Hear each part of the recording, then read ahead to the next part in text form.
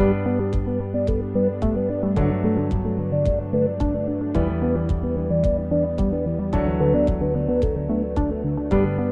here in Bend, Oregon at Crux Fermentation Project.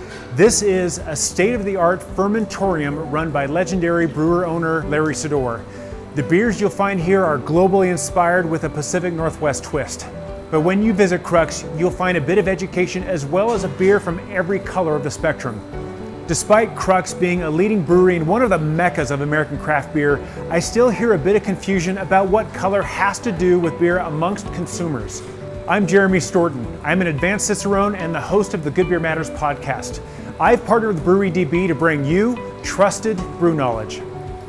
Trusted BrewKnowledge is a series of videos to help you better understand beer and what to make of it. Today, we're going to talk about SRM, what you really need to know about it, and how to use it to choose the right beer for your occasion. I find that many times we consumers stick to what we like and what we know. But like there's always a right tool for the job, there's a better beer for every occasion. If SRM is still a bit of a mystery, then let's take a closer look at what color has to do with our beer. SRM, or Standard Reference Method, is the standard measurement for beer color recommended by the American Society of Beer Chemists here in the US. It starts with 1 being the lightest and palest straw colored beer and goes to 40, which is pitch black. If we traveled to Europe, we would encounter the EBC system for beer color, or European Brewery Convention, which is roughly double the SRM scale.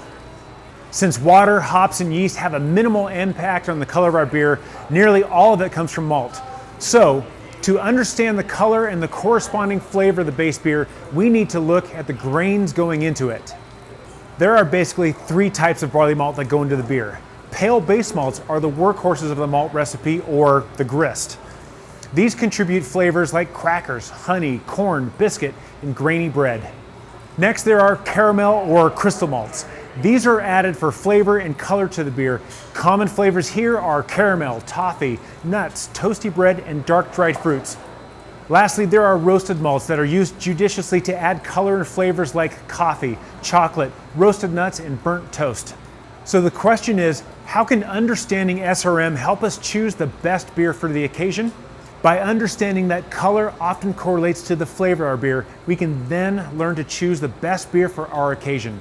I think of it like bread in a toaster. From light to dark, we go from bready to toasty to burnt and everything in between. With all this, you can hypothesize the flavor of the beer, the flavor of the food, and the experience you choose to pair with it. Given some practice, chances are the pairing you put together in your mind will go well more often than not. Keep in mind that SRM has to do with color and malt and does not account for adjuncts like wheat, oats, rye, corn, rice, fruit, or even hops and yeast. But predicting flavor based on color will send you in the right direction. In the next video, I'm going to introduce you to my rule of 10s for SRM. We're also going to talk about the beer styles found in each SRM range, as well as the flavors you can predict from each style. So grab yourself a beer and stay tuned.